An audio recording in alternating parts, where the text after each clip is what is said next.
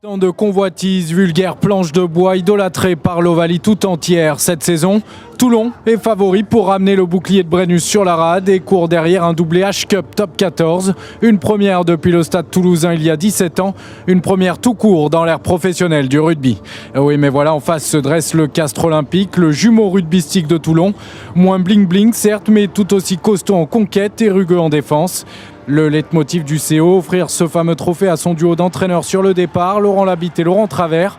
Après 4 ans de service à Castres, les deux hommes vivent leur dernier match sur le banc du CO dans l'antre du Stade de France.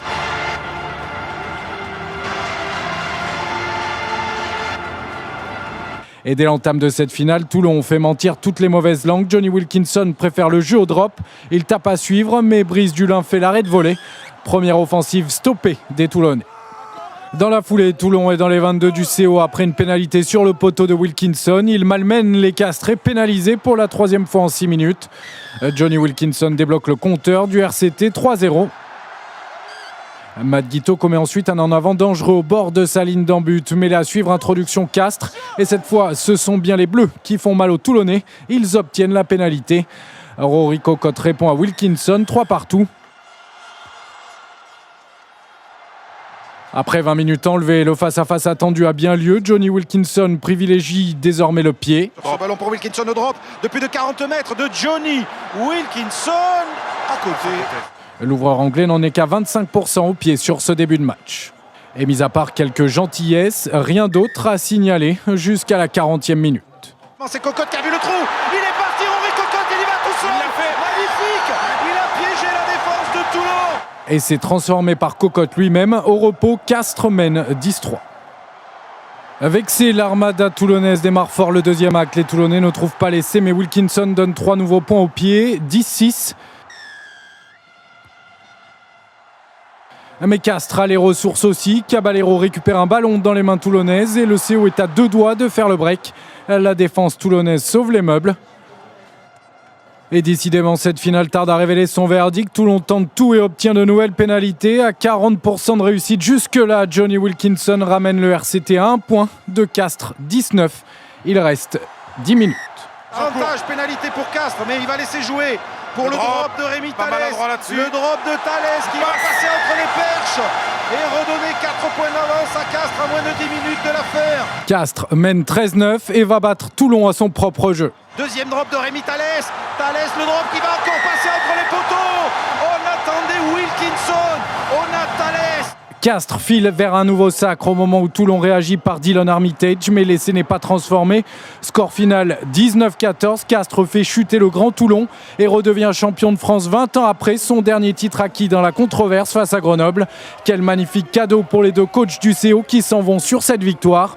Johnny Wilkinson et Toulon ce soir ont craqué. Ils ne réussiront pas le doublé. On a quand même subi les assauts toulonnais et on a répondu présent au niveau de la conquête, on a répondu présent défensivement et j'ai eu peur que l'efficacité nous fasse défaut.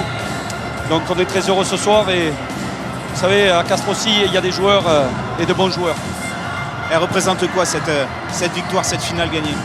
Elle représente surtout un aboutissement, que ce soit pour les joueurs quelque chose à vie et pour un entraîneur du travail accompli. Donc on a du mal pour le moment à se rendre compte, mais je pense que quand on voit l'ambiance qu'il va y avoir dès demain à Castres, je pense que c'est quelque chose qui va rester gravé à vie. Oui, Castres, on n'est jamais vraiment favori, mais on le sait, on le cultive même. On savait qu'on était un petit poussé, mais on a montré qu'on avait plus envie que les Toulonnais qui étaient moussés de leur Coupe d'Europe et de leur demi contre Toulouse. Et voilà, on l'a fait. J'ai juste envie d'aller partager ça avec mes amis. C'est tellement magnifique.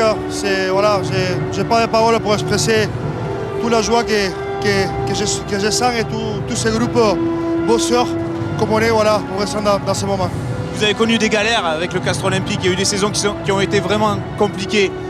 Là vous avez traversé des époques difficiles aujourd'hui, ouais. Vous récoltez les fruits d'un gros travail. Oui, moi comme Romain Tollet, Yannick Forestier, Mathieu Bonello, on est des joueurs qu'on a connus tous les moments avec Castres, des moments difficiles, des moments où on a failli descendre en Pro 2.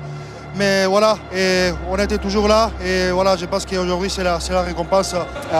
Mais aujourd'hui on n'était pas assez bien pour mériter la victoire. Alors c'est bien c'est un bon résultat pour l'équipe de Castres. Ils l'ont mérité. Pour nous, c'est une grande leçon. On n'était pas loin. Et, voilà, ça se joue toujours pareil à des détails, mais c'est dommage. Ce coup-ci, on avait le ballon, on a essayé de mettre du jeu, de mettre du déplacement, mais ils étaient bons dans les rucks, ils nous ont empêchés de jouer.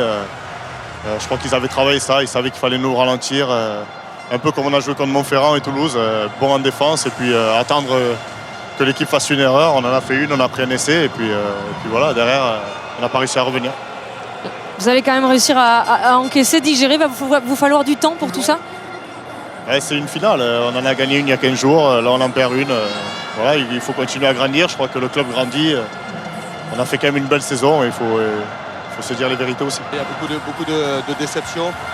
Je pense qu'on laisse échapper quelque chose qui aurait pu être très fort. C'est difficile d'analyser ça à chaud, mais je pense qu'on a joué un peu le match à l'envers, on l'a pas pris par le bon bout. Après, il faut féliciter cette équipe de Castres qui a joué le coup à merveille.